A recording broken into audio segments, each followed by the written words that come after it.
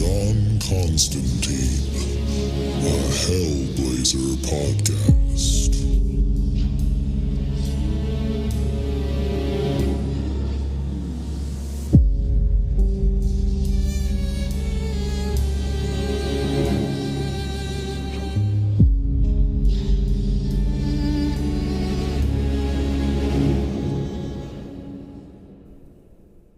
Hey there, everybody, and welcome back. Before we get into the episode, just want to let you know that this is the free version of the podcast, and all that means is that we are way behind where I'm at in Patreon. So if you are loving this podcast and you need more John Constantine in your life, definitely go check us out at patreon.com/planes, trains, and comic books and sign up for the Hellblazer tier, where you'll get access to the entire Hellblazer library that I've recorded so far.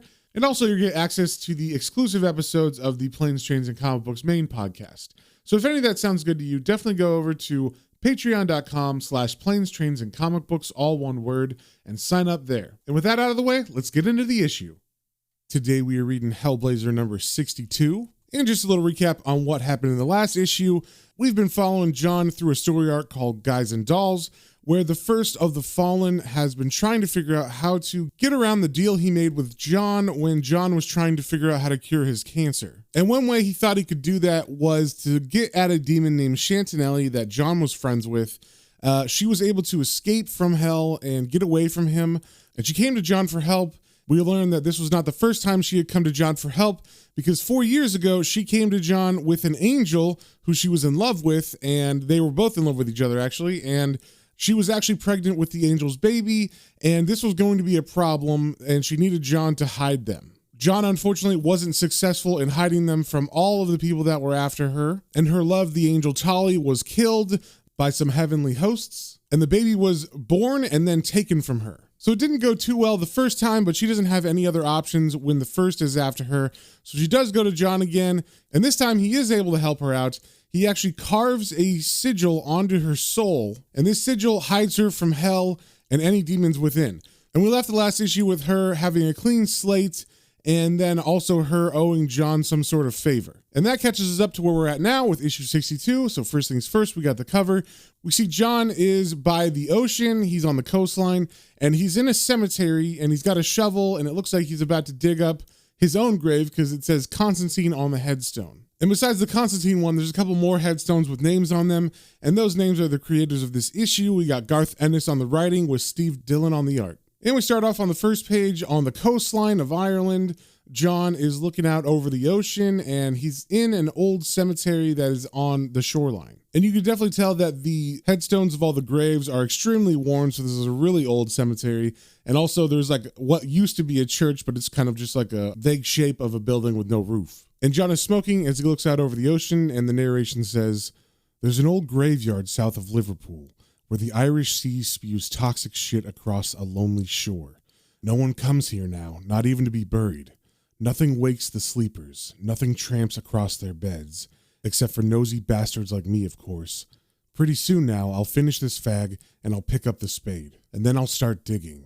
And then we get a full page splash of John from behind as he's staring out at the ocean, and we see that the grave he's standing next to is in fact one that has the name Constantine on it. But like I said earlier, this is a very, very old grave, so this isn't like his dad's grave, and it's definitely not one that at least we've seen before. And we also see on this splash page that the name of this issue is End of the Line. Then we cut to some time earlier where apparently it is around Christmas time, and we see that John and Kit are visiting John's sister, Cheryl, for the holidays. And the narration says, "It was all smiles and hellos when we got to Cheryl's, but I could still feel the ice in the air." So we see John and Kit taking off their jackets as they come in through the door, and we see standing there greeting them is Cheryl and Cheryl's husband, and also Cheryl's daughter, Gemma. We haven't seen her in a while. She looks a lot older, like she is maybe just a little under a teenager now. I think the last time we saw her, she was maybe like 7 or 8. So John sees her and he says, "Here, look at the princess." And Gemma replies,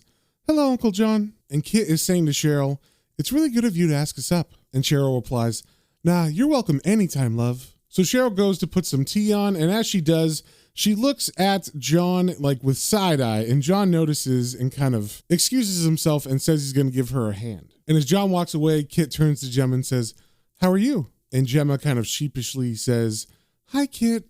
And Kit asks, you in the doghouse? Meaning, is she in trouble? And Gemma looks down kind of sad and says, yeah. Then we cut to John and his sister Cheryl in the kitchen, and John asks, what's up with you, sis? And Cheryl replies, don't you sis me, sunshine.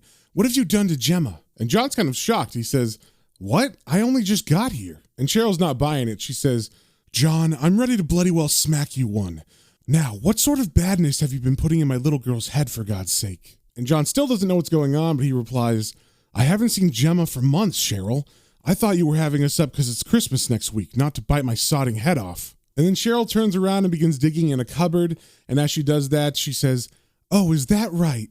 Well, what do you call this then? And she pulls something out of the cover and shows it to John, and we see it in the panel, and basically it looks like a piece of cardboard or paper that has some sigils and a circle in it, and in the middle of the circle we see a picture of Gemma and two other girls, and the girl in the middle has a bunch of push pins shoved into her face. So it definitely looks like some sort of black magic where you're trying to hurt someone in a picture. So John takes the board and he looks at it and he says, oh, Jesus.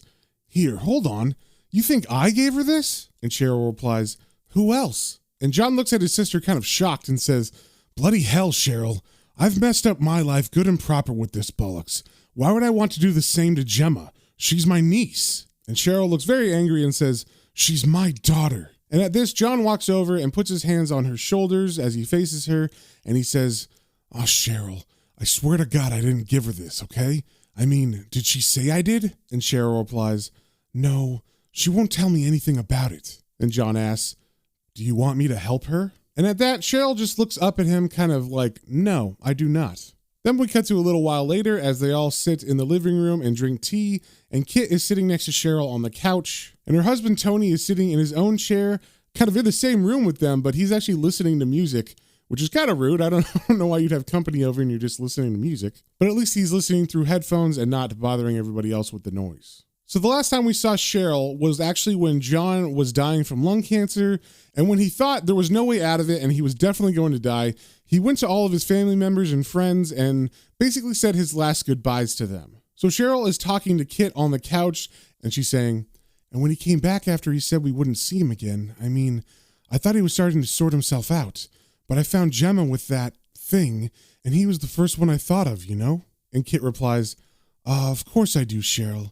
But your wee brother, you know what he's like. You and Gemma are a real comfort to him. He wouldn't hurt you in a million years, love. And hearing this really reaffirms that John didn't do this to Cheryl, so she kind of cheers up a little bit and says, oh, but you too, Kit. You've been brilliant for him. And Kit doesn't really say anything to that, but she does ask, so does Tony know about all this? And Cheryl kind of looks down and answers, oh God, no. It'd destroy him in the state he's in. And I'm not exactly sure what they're talking about here because we haven't really seen Tony and Cheryl for a while. Tony has always been kind of an idiot. We did see them fall into like a crazy cult that was going on in the first couple issues of Hellblazer, but I'm not sure what other state they're talking about other than he just seems kind of complacent and not really present as a father or a husband in the family. And the last panel on this page actually shows kind of how complacent he is because he's just sitting there staring away from Kit and Cheryl, smiling to himself as he listens to music. Then we cut to John and Gemma, and we're in her bedroom, and they're sitting on the bed, and Gemma looks kind of nervous and scared. She's actually like got her hands tucked away in between her legs, and she's looking down, and in between them on the bed, we see the board with all the magical symbols and the pictures on it. And Gemma is saying, Sandra's been really horrible to me, Uncle John. She nicked Barry off me at Tina's party and all, and she's meant to be my friend. And John says, she's the one the pins are on in the photo, yeah? Gem, where did you get this? And then Gemma begins to cry and she says, I can't say. He said he put a curse on me. And at hearing this, John gets very mad and he says, a curse? Who said it, love? What's his name? And then John's narration underneath that says, because right then I wanted to know what to put on the frigger's grave. Dad's ghost and the man. I mean, hadn't the kid been put through enough? And what he's talking about there is a couple issues where the ghost of John's dad and her grandpa was visiting her. And then also, I think it's issue 3 or 4. It's called Waiting for the Man. And it was when Gemma was almost taken by a child serial killer and John barely saved her before she was murdered by him. So I guess because John got very serious and asked for his name, Gemma breaks down and says, oh God, Robbie Brooks. And then we get a flash of what Robbie Brooks looks like. And we see maybe like an 18-year-old kid who's got a jacket on, kind of like John Constantine, and he's wearing a shirt with a pentagram. He's got a cigarette in one hand and a beer in the other, and he's smiling, and it's like he's at a party because Gemma's remembering. And he's kind of a stocky young man, and he's got a flat top haircut, but he also has like a mullet, so it's definitely 90s. And Gemma says, "He's Tina's brother. I thought he was just a dickhead, but he came up to me when I was angry at the party. He told me he could help me get back at Sandra, showed me all these books and everything. It looked like devil worship stuff, with all these Latin stars and writing, you know? And he gave me the board and made me swear not to tell. Someone took the photo at the party. Robbie said it was good for the magic. I was just about to prick my thumb and put blood on it, and then Mom walked in. She nearly had a fit." And then we see John's narration says, "Thank Christ." I think in regards to that the ceremony was interrupted and she did not put her blood on that picture. So then Gemma goes over to John and gives him a hug and says, "I'm sorry." And John says, "It's okay, love. It's okay. I'll fix everything up, right?" And then he asks her, "Gem, you're a smart kid, love. Why'd you want to mess about with this crap?" And she answers, "Well, I don't know. I thought I could get Sandra. I know it was sort of wicked-like, but it was also sort of exciting, too." And upon hearing that the magic was a little bit exciting to Gemma, John's face gets kind of tight, like he's worried about her. So as they finish her hug, the mom, Cheryl, comes in and says, "Well, how's my little monster then?" And Gemma asks, "You're not mad at me?" And Cheryl says, no, of course she's not, and she goes over to Gemma and gives her a big hug. And then John leaves that room and shuts the door behind them, and he sees Kit waiting outside, and she says, "Well?" And John answers, "Some bastard's trying to get her into magic. Jesus, it's just like I started out. They make you think it's the greatest thing since sliced bread. I'll have to sort this wanker out, and then I'll put the fear of God into Gemma so she stops it here." Ah, shit. And then Kit says, Why don't you let me talk to Gemma?" Then we get to John, who's at someone's front door at a housing building that looks pretty run down. There's broken windows. Looks like there's some plaster missing off the facade. And we get some narration from John that says, "On the other side of Liverpool and half a packet of silk cut later, I found the squat where Brooks was supposed to live. Anger makes things seem easy. Go out, fix the bastard, feel better, go home. If only." And then we see a young man answer the door that John is knocking on, and John is saying, "I'm looking for a lad called Brooks." And the young man is saying, "So what?" But John just pushes through him and walks straight into the house and says, "Piss off, bollocks." And the boy yells after him, "I'm not afraid of you, pal. I do karate." But John doesn't pay any attention to him. He just walks straight into the kitchen where he sees Robbie Brooks sitting, and he says, "You're Brooks? You're the one who gives curse boards to kids, huh?" And Robbie Brooks turns around and says, "What? Have you been talking to that Masters bitch?" And John does not like that. He says, "She's my niece, you fat pile of shit. Watch it." And then the young man turns around and says, "You're Jesus, John Constantine in my house?" And then we see John's narration says, "Oh, bloody hell." So Robbie stands up all excited and he says to his friend, "Saw it off, Brian. This is important." And then he turns to John and says, "This is freaking great, John. I've always wanted to meet you. Terry Butcher's been telling me loads about you. I think I've still got that magazine with the membrane interview too. Come on and see." And then he pushes open a door, which I'm assuming is to his room. And as John follows behind him, he's thinking, "I thought Butcher got eaten backstage at Live Aid. Christ, I hadn't counted on this prick knowing so much about me." So as John enters into the young man's room, he pushes Robbie onto the floor and says, "Right, you stupid bastard. Do you know what would have happened if she put blood on that board?" And Robbie's confused. He says, "Well, what? Why are you angry with me? I mean, she'd be doing the stuff you do. Why aren't you proud?" And every time someone mentions that Gemma would just be doing the stuff that John does, he gets very angry because he does not want Gemma to follow down that path. And John's narration says, "No, it wasn't going to be easy. It was more than some little turd getting his kicks by screwing up kids." And then Robbie stands up and kind of sheepishly says, I mean, what did I do wrong, huh?" And then a very angry John says, "Shut up." And then he raises his hand and says, "Corvus inferne, districulum canavaris, oculari arca del maleficium cariondum." And Robbie says, "What?" And John answers, "Thrice bound, thrice cursed, thrice damned." And as he's saying this, Robbie is saying, "No, stop, no." And then John very calmly pulls out a cigarette and lights it and says, "Sacred Arcana, Magus stuff." And Robbie gets super scared and he yells out, "Oh God." And then John just turns around and begins to walk out and he says, "If you ever go near Gemma Masters again, arsehole, you'll find out what a real curse is." And then Robbie begins to run after him begging, "Oh God, oh no, please." And John doesn't even turn around to acknowledge him. He just says, "No point in begging, son. You can't reverse high magic." And as Robbie screams, pleading behind him, John's narration says, "To be honest, it was just a load of shit I made up off the top of my head. It's good enough for him, though." So John leaves, and then we get a last panel of Robbie in the center of his sparse room, curled up in the fetal position, and he's saying, "Please, please, please." Then we cut to Kit and Gemma, and it seems that Kit has taken Gemma out for a shopping trip. They're at a clothing store, and Gemma is trying on a jacket, and she says, "Oh, Kit, it's brilliant. Are you sure, like?" And Kit answers, "Aye, your Uncle John wanted you to have something nice for Christmas. I'm telling you, Gemma, you're going to knock him dead in that." And Gemma replies, "Thanks. You're dead good together, you two. I mean, John never really lasted with anyone before, you know?" And then as they walk up to the cash register to check out with the jacket, Kit asks, "Did you know many of his other girlfriends?" And Gemma replies, "Well, Emma was up with him a few times, but I was only little then. She was nice." And then as they walk out of the store, Gemma continues, "But me mom, right? She thinks you're great, she does. She says you're Uncle John's last chance." And Kit replies, "She does now. Sometimes people are just themselves, not what other people hope they'll be. Here, do you fancy a pizza?" And Gemma says she does, so they go to the pizza restaurant, and as they're sitting at a booth, Gemma is saying, "I'm really glad you two came, you know. Me mam's been flaming with me." And Kit replies, "Ah, Gemma, you nearly terrified the life out of her." And Gemma replies, "Yeah, but it's just the same kind of thing John does, isn't it?" And I'm going to mention something that's been going on this whole time, and I'm not sure if it means anything or matters, but I'm going to say it because there's definitely something going on with Kit staring off in the distance as she's talking to people. Earlier on, I didn't mention it because I wasn't sure if it was just art or something, but whenever Kit talks to someone in this issue, she'll say one thing to their face, and then the next panel, she's staring off as if she's looking at someone who's following them, or if she's heard something, just like her attention's been caught by something, and she turns her head, and then she turns back to continue the conversation. So she does this head look away thing as she says, "I wouldn't know," replying to Gemma about John doing the same kind of magic stuff. And then she turns her head back to Gemma and says, "Just because I'm living with John doesn't mean I like what he gets up to." And Gemma says, I thought you'd be into it too." And then Kit gives a little smile and says, "Nah, but he doesn't mind. He keeps it away from me. He knows I'm not interested in that side of him anyway. He doesn't put up a front or try to be clever.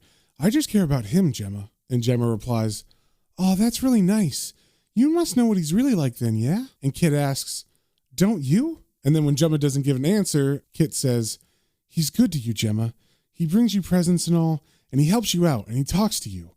And whatever it is that's wrong with him, he stops it hurting you. That's him." And Gemma says, "Yeah, I suppose so. It's just, if this magic is, well, wrong or whatever, it just sounds really wild, you know?" And Kit replies, "Oh, aye. John's done plenty of wild things, Gemma. He's been all over the world. He's seen incredible stuff.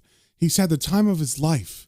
And then for effect, Kit kind of pauses, and we get some cool panels where when she said the last thing, we saw half of Kit's face looking very serious. And then as Kit says this next thing, we see Gemma's face with her eye really wide like she's scared, and it's really close up. And Kit continues, "And he's caused a terrible, terrible lot of pain while he's been at it. That's why he was worried about you, love.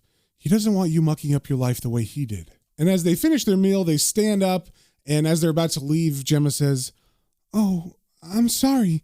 I was just so mad at Sandra, like, I didn't want to let her get off with it." And surprisingly, to this, Kit replies, "Just right, too." And Gemma's a little confused because she thinks that Kit didn't want her to use magic to hurt her. And Kit turns around and says, "You should never take shit off anyone, Gemma. I never did. But you don't need magic or whatever. Get angry if you want. Chin the wee bitch. Just make sure people know who you are and what you're about, and that they better not try any old cuteness." And then Gemma asks, "Is that what you did?" And Kit answers, "It is. And look who I ended up with." And they both have a little chuckle about that. Then we cut back to John, and he's in the cemetery from the beginning, so I guess we've gone full circle now with the story. And he's actually digging up in front of the grave that says Constantine, and his narration says, "It's something in me I've always known about, but never had the balls to face. A vicious, twisted little shit of a thing that scrambles in the dark and giggles to itself. It can kill a child in the womb or hurt a little girl just because she's the wrong guy's niece. I call it fate. So I've come here to find an expert on the subject." And John has dug out in front of this grave a perfect rectangle that would be the size of a person's body.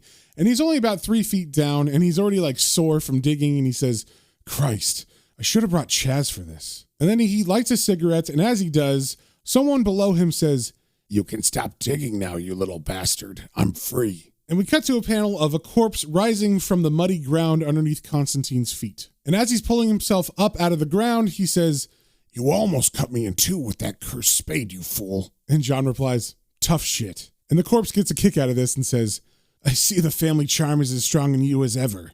It's been 20 years, has it not? Did your life turn out to be the magical triumph you expected?" And John seems annoyed at this question, and he doesn't answer. And we see the corpse with a big grin on his face because he just pissed off Constantine. And he continues, "It happens to all of us. We get a sniff of sorcery and oh, what plans we make. We'll shake creation and leave nothing but smiles and wit and a reputation all men envy." And then he pauses and he begins to chuckle, saying, "Us Constantines." And as John stares at him, we get a flashback and we get some narration saying, "I knew I wasn't the first Constantine to do weird shit. A quick deco at the history books told me that. But old Brendan, always the scholar, found me an ancestor who was still alive. Harry Constantine served with Cromwell in Ireland at the Drogheda massacre. But where God's friggin' Englishman did it out of good Christian madness, Harry did it for the loot. And then he met his match in the Ribbon Queen, and she cursed the bastard to live forever." So over this section, we're getting a portrait of like a 1500s or something man in armor, and he looks just like John, except for the clothes he's wearing, of course, is of the time period. Then we get a panel of Harry Constantine being buried alive, and the narration continues. "The spell wasn't that strong, just bloody amateur stuff. If someone wanted to, they could still do him in. So the queen put him somewhere no one could get to him." Then we see a panel of his grave covered, and there is no first name on the grave, it just says Constantine. And the narration continues. "No one did, not for 300 years. And then one day along comes this arrogant little sod asking about his heritage. He knows what a shit Harry is, and once he's got his answers, he just fills in the grave again." And this is a cool panel because we see a young teenage John Constantine, and he's got long hair, but he still has the same swagger, and he's just a little bit smaller in stature. And just like the narration said, we see that the corpse isn't fully uncovered, so like a little jerk, John just buried him after he asked him the question. And the narration continues. "He thinks he's going to be different, but he's not. He's John Constantine." So apparently while John was remembering back, he was just smoking and not saying anything, so the corpse breaks the silence saying, "Well, more guidance in history? Is that what you want from me? A bloody fine nerve you have after the last time." And then John smiles and says, "Let's get out of this sodding hole, huh?" So as John pulls the corpse out of the grave, the corpse is asking, "What right had you to sit in judgment over me? Or have you ended up with bloodless hands? You be the friggin' first." And then John sits down on the pile of dirt next to the grave, and as the corpse stands up, John says, "No, I haven't. I still don't know what kind of fate it is that makes us into bastards. I thought I came close once, but I know it tries to get us all, us Constantines. But there's something else we do. We all try to buck fate, right down to the last drop of blood. We struggle all the way, stillborn friggers." And the corpse says, "Maybe it's all we've got." And John's narration says, "Maybe it is." And then we see the two men kind of staring into the ocean as they think about the fate of the Constantine bloodline. Then the corpse breaks the silence by saying, "I'll come to a point of choice. I think your niece has reached hers, and if she hasn't already turned from the path of the damned, a few good words from you should do the trick." And John replies, "I think that's already sorted, mate." And the corpse says, But now the wind is freshening, and the stars are slipping back between the clouds. We've let a moment's warmth put off decisions chill. I don't want to go back below, John. Bastard though I am, I want to rest." And then John kind of chuckles and says, "You're a bastard, all right, Harry. But one bastard can forgive another. Who else will?" And then John and Harry's corpse kind of smile at each other. And then we get a faraway shot where we see John has swung the shovel and he's hitting the head off of Harry, which I guess kills him because that spell was weak, like John said. So all you had to do was decapitate him, kind of like a Highlander or something. And his narration says, "And there's just a tiny murder in the night. I thought I'd be admitting my life was a failure, wanting to end the line. I bucked fate. I beat it. It's no failure to be the last Constantine, because now no one else has to be." And as John was saying this last stuff, we see him walking into Cheryl's house, and then he goes upstairs to Gemma's room, and he kind of peeks in to make sure that she's okay, and then he closes the door and he walks away. So I guess he's very happy that Gemma has turned away from magic, at least for now. And then also it seems that, and we kind of figured this out already, but it seems that John doesn't want to pass on his bloodline, like he doesn't want to have kids. So he seems to have made that decision, and he's come to terms with it not being a failure, but it's actually like a good thing, because then this cursed line of blood won't go on longer. And that is the end of the issue. So if you guys have any comments, questions, or suggestions, you can email me at planes, trains, and comic books, all one word, @gmail.com, and we will see you on the next one.